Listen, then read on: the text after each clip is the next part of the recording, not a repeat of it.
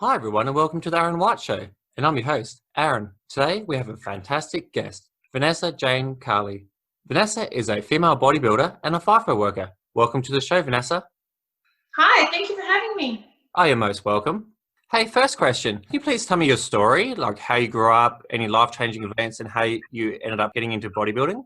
Okay, I grew up in a small town down south called Manjimup.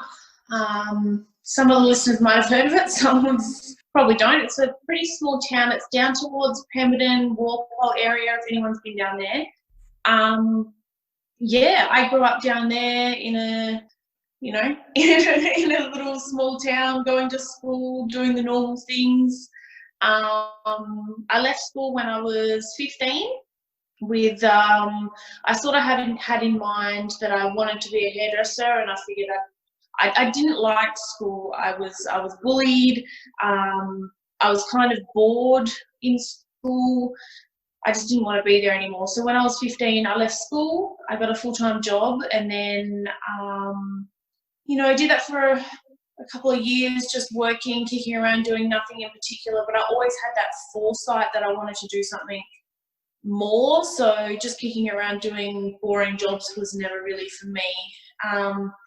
I eventually, I think I was 17, I moved to Perth, which is, at that time, it was 4 hours away. It's now only 3.5 because they've got a new freeway in. Moved to Perth to start my apprenticeship in hairdressing. I was only there for, I think it was less than 6 months. It wasn't a very long time. Then I had a car accident, which was my own fault.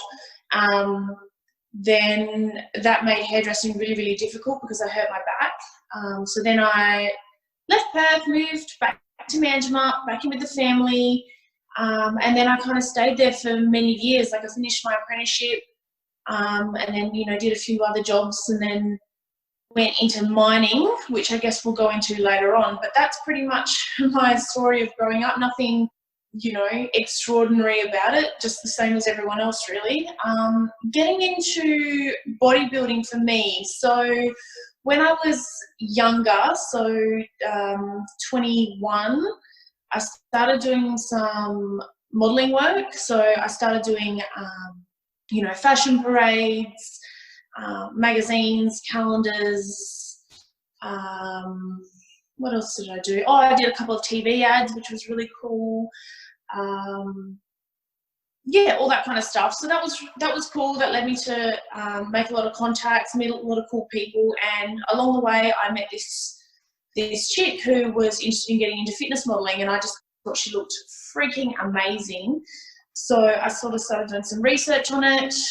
And then I started buying fitness magazines. And then one day I bought a bodybuilding magazine, and it had the first ever winner of the Miss Olympia bikini on the cover. And that just got me, I just said, wow, this is the look I want, and started becoming obsessed with bodybuilding, which has grown to this day. And that's basically how I got into it. So I started training for my first competition after that. Well, that's pretty cool. Do you reckon that the bullying back in high school also helped you get into the bodybuilding because you wanted to be powerful, so you didn't have to go through that again, or not? Look, I think that can be a part of it for a lot of people, and I do understand how that would be a motivation, but not for me. I don't actually believe that the bullying has really had any impact on motivation for anything in my life. I think it's just something that a lot of kids go through, and I've just brushed it off and moved on. Ah, sweet. You talked about a lot of things. So I'm going to touch on lots of different things there. So when you had your car accident and hurt your back, how did that stop you from doing your apprenticeship? Was it you just couldn't go to the hairdressing college thing? You couldn't drive there and that? You had to be looked after, or No, what happened? I was still working. It was just, I was in a lot of pain. I was heavily reliant on pain medication. I found it very hard to move. I found it very hard to stand on my feet all day. I was actually advised to not do hairdressing, but instead I took some time off. Oh, I quit my job, took some time off, and then I ended up completing my apprenticeship down near Manjimup in Pemberton, actually. So it was just as a result of the injuries, some pain. That was all it was. Yeah. Oh, it makes perfect sense. Hey, when you're 21 and you do those magazines and TV ads and stuff like that, how did you get into that? The modelling and that? Um, well, I started doing just some modelling competitions and things like that. You know, like I don't know if anyone remembers, but they used to be at nightclubs. They did like the Ralph and Zoo model search and things like that. So I did those kind of things. The TV ads, I was actually approached at a wedding by someone who ran a production company and asked me if I wanted to do some TV ads. So I've done a few over the years. Yeah, I just started booking shoots with photographers and creating a portfolio of sorts, and some photographers then submit to magazines. Yeah, that was pretty much it. I just felt it was something that was cool that I wanted to do and made it happen. Oh, that's cool. Did you end up in those Zoo and Ralph magazines? Yeah, yep, nothing, no covers or anything like that, but yeah, Yep. yeah, a couple of little photos along the way, yep. Oh, that's pretty cool. Did you keep the magazines as like a memento? No, I do still have a calendar that I was in, but that's really all I have, I guess. Oh, that's cool. I reckon it's cool just having like those little mementos you can look back in like 20, 30 years, like, oh yeah, that was cool.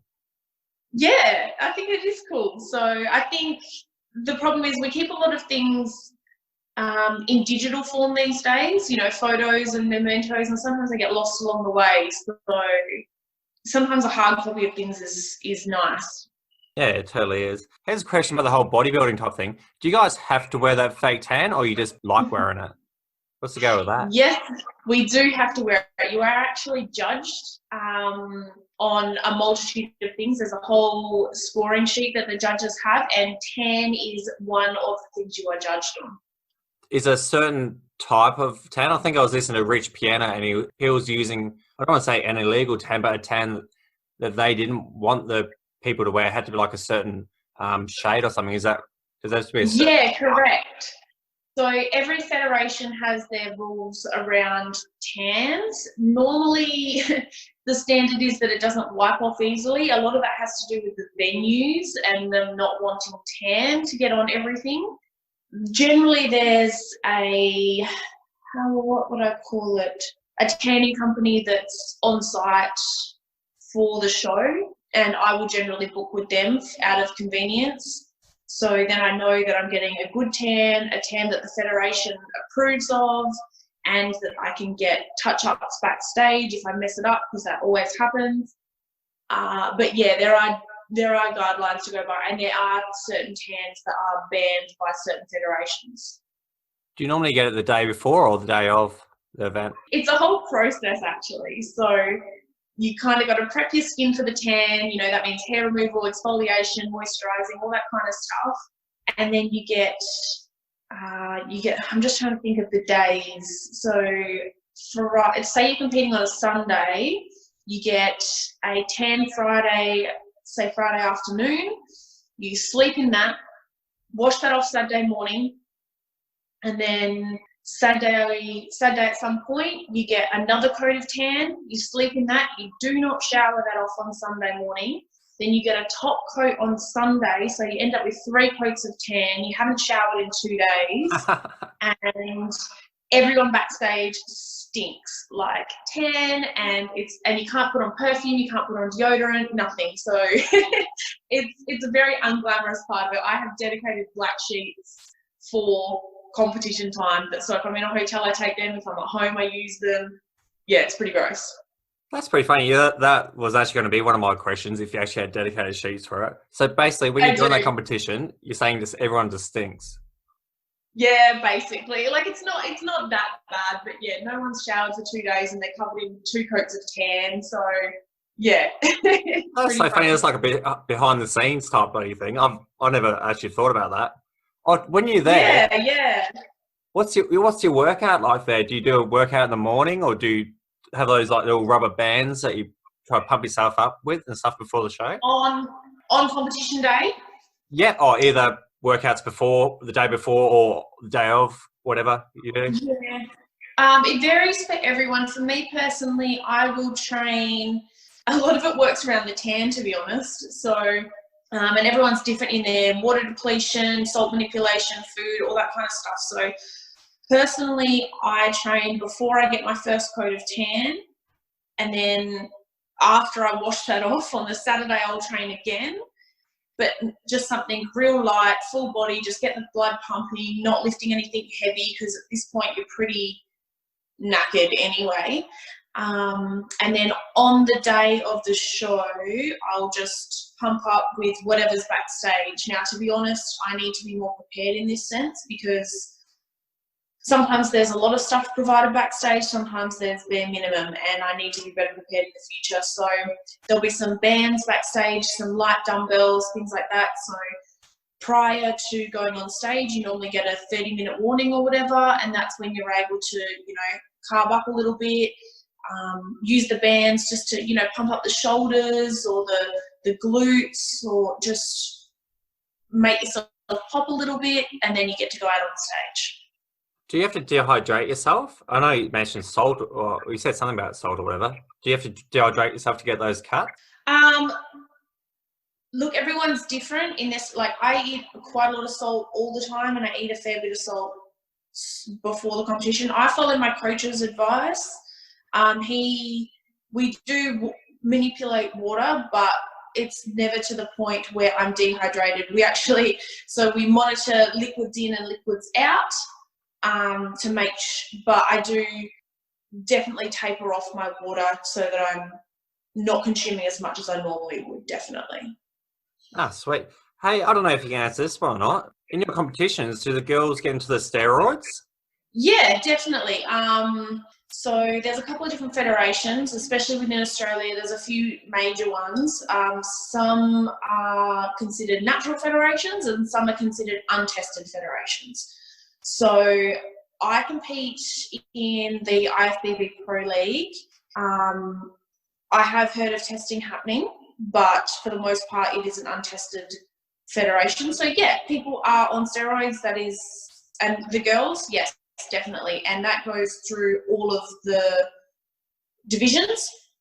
I just think it's a personal choice. I think as long as you're prepared to deal with the upside and downside of it, as long as you're looking after your health in every aspect that you can, I think it's a personal choice. But yeah, definitely within all of the divisions, there's steroid use, yeah. Ah, sweet. Hey, do you have a pro card? And what is a pro card? Like, how do you get one or whatever? Okay, no, I do not. I compete as an amateur. So I've not been fortunate enough to enter the pro ranks. How it works basically is, so you compete, so this is how it would work for me if I wanted to gain my pro card. I would compete in my state show, being my Perth show, and then you would have to go and compete at a pro qualifying show, which there's 2 a year in Australia. The Arnold Classic was the most recent one, which was in March in Melbourne. That's when Arnold Schwarzenegger comes over, and it's a massive show. It's the biggest show in Australia. Then you would have to compete there, and you would have to win the overall for your division. So you would have to beat every single person in your division, and then you get your pro card. Following getting that, you can no longer compete with the amateurs, and you can only compete with the pro level athletes, which is amazing because you're competing with the best of the best, but it also limits you because there's only one pro show every year in Australia, so you have to travel to compete internationally, which is exciting in itself. Is that something you'd like to do, or are you happy doing what you're doing? Yeah, most definitely. I recently switched divisions, so I've only done one show in the division I'm doing now, which is figure, and I fully intend to be the best I can, and hopefully that means earning my pro card within the next few years. Yeah. So you said you compete in figure. What does that entail? What do you got? So you got figure, then how's that work? What's the difference? Okay, so within the female divisions, there's bikini, which is the least muscular of the divisions. Yeah. So that's, you know, a toned body. It's some muscle, but not any real separation. The posing is different. The suit is different. They consider it more of a beach body, but it's not. It is hard work for the bikini girls. Now, I've competed in bikini since I started and in different federations. Up until last year, I competed in bikini, and I was told that I was getting too large for that division. So I switched over to figure, which is in a sense, the next division up. It's, to me, such a beautiful division. So it's still very feminine. We still wear high heels. We still wear beautiful bling suits. The posing is a little bit more to show off muscularity. So we have quarter turns, which show off some muscularity. We're expected to have a V taper, so broad shoulders into a small waist. We're expected to have quads. And it's a muscular division, but it's still really feminine and beautiful. Then you have fitness, which is a similar look to figure, but they also do a gymnastics routine, which is so cool. A girlfriend of mine competes in that, and I was talking to her the other day, and I'm really excited for her to succeed and hopefully win her pro card. We competed in bikini a few years ago together. Then you've got wellness, which is, it's kind of in between figure and bikini in the sense that it's got I liken it to having a bikini upper body, which is a trained but not very developed shoulders and upper body. It's sort of a toned upper body with bigger legs, like thicker legs. It's really big in South America and Brazil, really quite large glutes or booty and legs. That's a really cool division. Another girlfriend of mine competes in that. We competed in bikini together as well before. That's a brand new division within Australia and throughout the IFBB Pro League, so that's really exciting to watch. So then you've got women's physique, which is really quite a muscular division. They don't wear high heels. They pose in bare feet, and they hit the same poses as the men. So it's really more of your classical bodybuilding poses and division. And then there's a women's bodybuilding as well, which has been taken out and is now only just coming back. And that's the biggest, most muscular, most lean, freakiest women you could imagine. But I don't believe there's any competitors doing that within Australia. Is that why it got taken out? Because there wasn't anyone competing in it? No, I'm not actually sure what the decision was to take it out. I'm really excited to see it back. It's not something I've ever aspired to, but there's a woman over in the States, Iris Kyle, who won the Miss Olympia in the bodybuilding division for 10 years running, and then they all of a sudden took it out, and that took her whole career away from her. So she's been campaigning to get it back, as have others, and it's finally coming back. I'm not really sure what the decision behind it was. It was a real high up decision over in America that's trickled down to Australia. So yeah.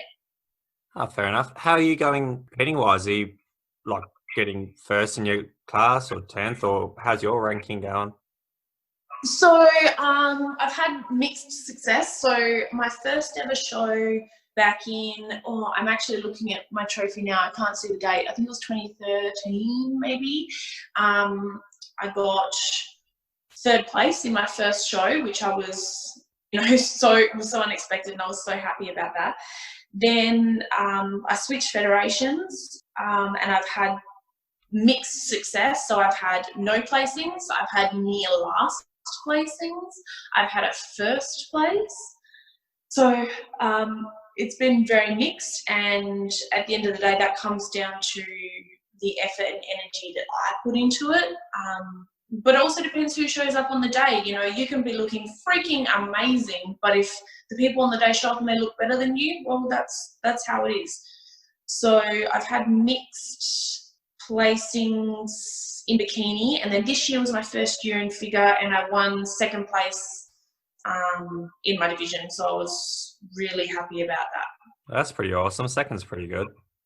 Mm, mm. Did you ever want to get into the powerlifting side of things, or are you just happy doing like what you're doing? No, as far as competing in powerlifting, no, never been my aspiration. I really respect powerlifters though. Like, I think it's really cool to be lifting such big weights. I've always wanted to be strong. I think that's really important, not only for functionality, like it's good to be strong, but also that helps you in terms of gaining muscle. The stronger you are, the more load you can put on your body, which is going to force it to grow. So not competition powerlifting isn't something I've ever aspired to though, no. Nah, fair enough. Hey, like what sponsors do you have? I've seen some supplements pop up. Do you have like a clothing one as well? Yeah, you tell me. No, so I have a sponsor and a relationship with a company called Growth Labs Australia. I've been involved with them for, I think it's about 18 months now, and they have been so amazing. They send me supplements on a regular basis. Whatever I need, they supply. They're also there for support. Like, I chat to the owners pretty regularly. We also have a cool little team behind the scenes of other people affiliated with the brand, and we have a little chat and we motivate each other. So we'll have in the group chat, someone will be like, look, I'm having a not great day, what's everyone up to? And we'll kind of send through little tidbits of what we're up to, or little motivational posts, or show each other our training or whatever. And they also were kind enough to help me out financially with my competition this year, because I intended to go to Arnold's in Melbourne. So yeah, I am so grateful for Growth Labs Australia. And so yeah, that's the supplements that you would have seen pop up on my feed. So that's the only company I'm really officially involved with at the moment, but I'm really grateful to be a part of it. Arnold's didn't happen because of this Corona thing, is that right? Yeah, it was a bit of a schmozzle. So obviously this is an unprecedented event, as everyone's been using that word. So I think it was really hard for the organisers. They didn't really know how to go about it and what would happen. You know, there was restrictions on the amount of people that could be in a venue and all this kind of stuff. So I still went to Melbourne, but not with the intention to compete. I just had already booked everything. So I thought, well, I'm just going to go. It ended up being held at a different location, 45 minutes from town, with limited athletes, no crowd, like no spectators, no expo, which normally goes along with it. None of the pro athletes or Arnie flying over for it. It was a very different event. It was not the Arnold's Australia that everyone wants to compete at or wants to attend. So it still went ahead, the actual bodybuilding show, but not in the same capacity as normal. So I didn't compete, but I'm looking forward to competing next year, and hopefully it'll be the full experience. No, that'd definitely be a good experience for you. Hey, what if somebody wants to get some of those supplements and stuff? You might as well give a shout out to Growth Labs. So what's their website and stuff? Do you know off mind? No, I can't remember offhand, but you can find them on Instagram. So if you look up Growth Labs Australia, I'm pretty sure it's growth_labs_Australia. Otherwise, if you look in my profile, it's got a direct link to them there, and there's also a discount code. So if anyone wants 10% off, use that code on there. I think it's Vanessa C10. And they have all sorts of stuff. So they have like old school stuff. So they've got your creatines, they've got your BCAAs, they've got glutamine, carnitine, all those kind of things that people have been using forever. And they've got some new formulations like testosterone, which is a testosterone booster. They've got, what have they got? Testosterone, which, not testosterone, I just said that one. Lipodrine, which is a fat burner. They've also got a bunch of new products coming out. So yeah, it's really exciting. And I'm so excited that I've been able to be with them basically from conception of the brand and moving forward. It's so exciting to me. Nah, that's awesome. Hey, you might as well flick over to the FIFO, what made you get into doing fly in, fly out? Okay, to be honest, my original motivation was money. Yep. So, yeah, basically when I was 22, I got my first FIFO job as a haul truck driver. I went up there for the money, basically. I wanted to buy a house. I wanted to get financially set up. It was supposed to be I'm just trying to think. I think it was supposed to be 3 years that I did. You know, the old do 3 years and get out story that everyone has. Yeah. Ended up staying at that mine site for 4 years. In that time, I bought and paid off a house entirely.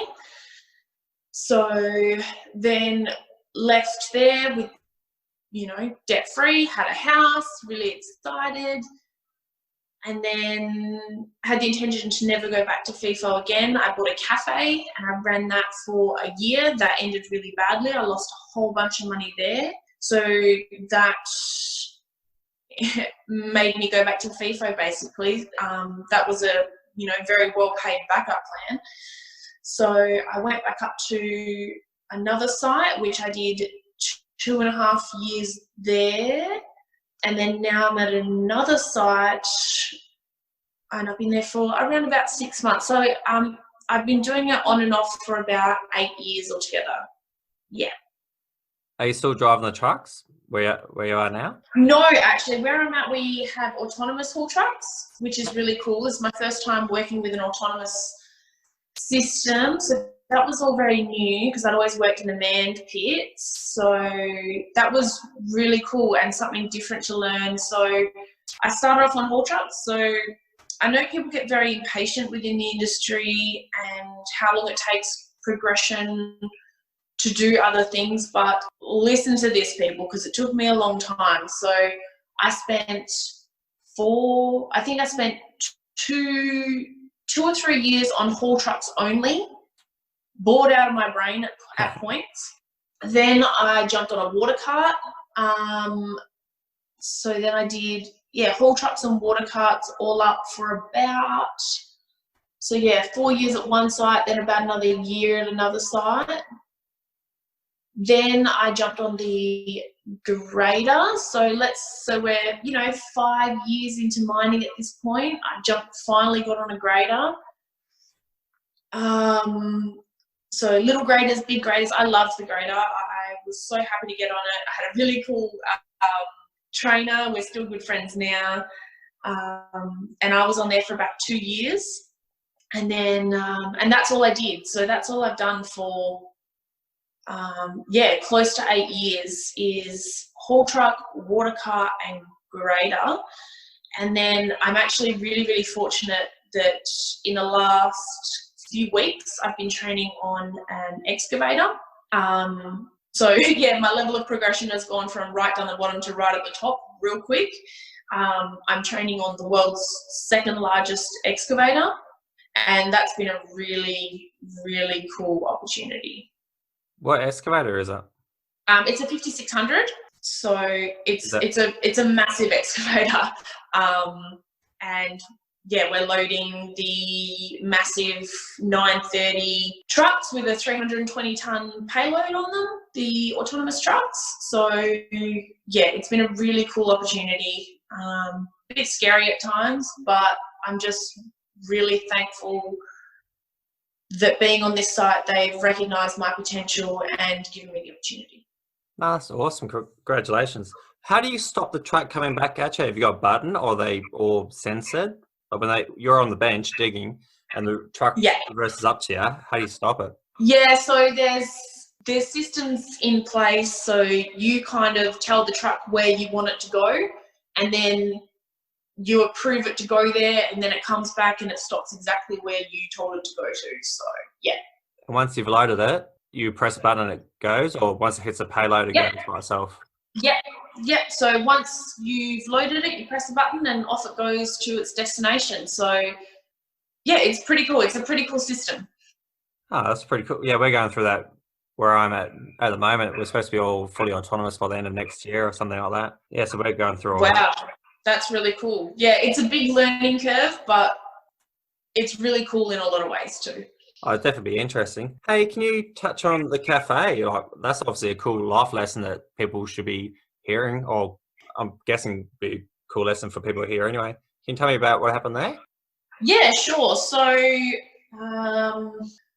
once I left mining, legit, I thought about it a lot that I wanted to have a cafe, and my old workmates, they'll know that I used to talk about it a lot. And it was the day that I had quit my job, I looked online and a cafe in my hometown was up for sale. So I said, I'm going to the bank on Monday. I'm going to get a loan and buy this cafe. So that's exactly what I did. It sounds spur of the moment, but it was a dream that I'd had in the pipeline for a long time. So I went and I bought this cafe, used my house as, what do you call it? Collateral or Yeah, I guess what that's you're what you saying. call it. Yeah, so I used my house as collateral because that was entirely paid off. Things went well for a while. There was a few things that contributed to me failing. I believe there was a couple of cafes that opened up in town after I purchased it, and being a small town, there's obviously only so much business to go around, so that was a factor. But also I have to take full responsibility that I believe I pushed too much of what I wanted rather than listening to the public enough. So yeah, I ended up basically going broke. I had to sell the cafe before I either entered bankruptcy or lost my house. I sold it and lost about, including invoices that I had stacked up, tax debt, and the cafe borrowing price. I ended up with about $200,000 debt once I sold the cafe. God, that's insane, eh? Yeah, it was a lot, and it was really hard, but also I was running myself into the ground. I was doing really, really long hours. I was under a lot of stress, a lot of pressure. When I say long hours, I mean I was getting up at midnight and getting back to bed at 9 o'clock at night. So I was literally running on 3 hours sleep for probably at least 6 months. I was a real mess. So I needed to get out of that situation. But I take full responsibility. I put myself in that situation. I made decisions that led me to where I went, and I lost a lot of money along the way, but that's life. That's the lessons you learn, and you have to just take responsibility for it and fix the situation instead of dwelling on what ifs and could be's and why didn't I's and all that kind of stuff. So I think take responsibility and move along. I like how you said that. Oh, I was watching Jersey Shore last night, and the situation so that you have lots of wins and losses, so you get lots of W's and lots of L's. You just got to turn those L's into lessons instead of losses. I thought that was quite. Hey, when you said that you're pushing what you want instead of listening to the customer, what do you mean? Well, I always had this intention, and I had looked at other cafes. I really wanted a health food cafe within town. Before I purchased the cafe, I was making and selling on the side a lot of healthier treats like sugar-free treats, paleo, gluten-free, all those kind of stuff. I was making and selling on the side. I had a lot of people tell me that they wanted a health food cafe in town, that they wanted somewhere that they could get healthy meals, things like that. So that was my intention, to bring that to the town. And when I took over the cafe, I kept the menu the same for a very long time. Then I started gradually making changes, so replacing some of the items that weren't selling as well with items that I wanted to see on the menu that were inspired by, other cafes with a similar business model to what I wanted to progress to. I kind of tried to keep a really good mix between the favourites that were selling well and that everyone wanted, and adding in things that I wanted to see there, the health food type items, and unfortunately I think there wasn't enough demand for it and it didn't work. So that's on me, I guess, for not seeing what the public wanted, I guess.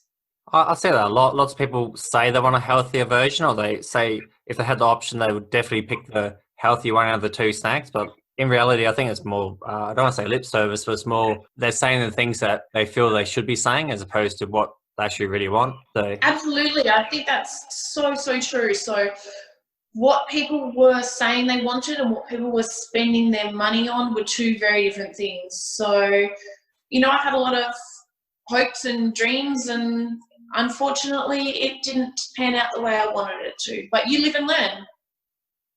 Totally. Hey, the next question I'm going to ask about self-improvement. I know you've already touched on you being in that growth lab environment and surrounding yourself with other like-minded people. So, you know, the old saying, you are the average of the 5 closest people that you surround yourself with. So that's one of the things I see you're already doing. But can you tell me what kind of self-improvement things you do? Honestly, I don't have anything in particular. I'm just the type of person that's very much about bettering myself all the time. So in the gym, for example, I will always push out that one more rep or increase those weights or do that extra little bit, because progressive overload is how you grow. And progressive overload not only in the gym but also in life. So by learning new things, by trying new experiences, that's how you grow, that's how you learn, that's how you progress forward. I'm very much about constant progression, whether that be at work, whether that be in life, in education, in the gym, with your body, with your mind. I guess I'm a very self-motivated person that pushes myself. So I wouldn't say there's anything in particular. I'd say I just am very much about progression always. And we all have times where we go backwards, whether it be for an injury, whether it be something happened in your personal life, whether you get fired from a job. Like, we've all been there. We've all had those things happen. I know I certainly have. But then you've got to continue to progress forward. So I think I'm just very much a self-motivated person. So there's nothing in particular that I do. Oh, basically nailed it anyway. You just keep improving yourself gradually, and before you know it, fast forward 3-5 years or whatever, and poof, yeah. So yeah, it's just gradual improvement. Yeah, you kind of smash it there. We're literally about to run out of time. Where can people find you on social media? Okay, I'm on Instagram at Vanessa Jane Carley, and yeah, I love hearing from people. I get some really cute messages every now and then, especially from females within the FIFO industry or in bodybuilding, or just women that support other women and telling me that I have inspired them or helped them in some way, and that means so much to me. Like, I don't do it for recognition, I do it because this is my life, and Instagram is literally just a reflection of my life. But if I can use that to help someone progress themselves to be better in whatever aspect they want, then I love that. So it's really cool to hear from people through that medium. That's pretty cool. Basically, you're leading by example. You're showing what can be done by you doing it. Well, that's awesome. We're going to wrap it up here. Did you have fun coming on the show? Yeah, it's good. It's good to have a little chat, and yeah, I hope that people will get something out of it. Oh, awesome. Yeah, I reckon it was an awesome chat. Well, that's a wrap. I'd like to thank Vanessa again for coming on the show, and I'd like to thank you, the listener, for listening. Please tell a friend about the podcast and have a fantastic day. All right, bye.